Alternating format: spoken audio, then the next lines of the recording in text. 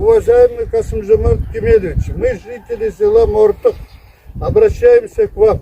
В декабре 22 года наше озеро незаконно было паспортизовано и передано в аренду на 49 лет без согласия народа.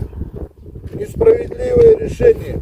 Мы требуем проверить аукцион, отменить аренду и вернуть озеро народу. Вернуть народу! Вернуть народу! Вернуть народу!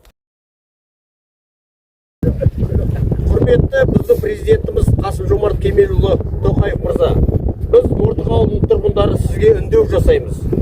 2022 жылы желтоқсан айында біздің көлімізде заңсыз паспорт алып 49 жылға жалға беріліп кеткен. Бұл халыққа жасалған әділетсіз шешім. Біз аукционда тексеруді, жалға берудің күшін жоюды және көлді халықтың игілігіне қайтаруды талап етеміз.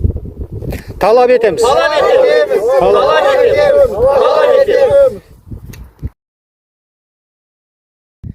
Құрметті президент Қасым-Жомарт Кемелевич, біз Мортық ауылының тұрғындары сізге үндеу жасаймыз.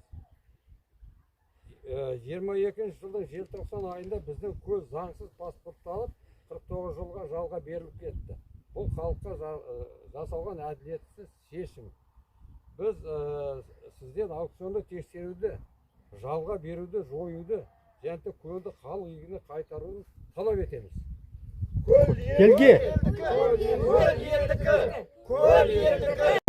Құрметті президент Қасым-Жомарт Кемелевич, біз Мортық ауылының тұрғындары сізге үндеу жасаймыз.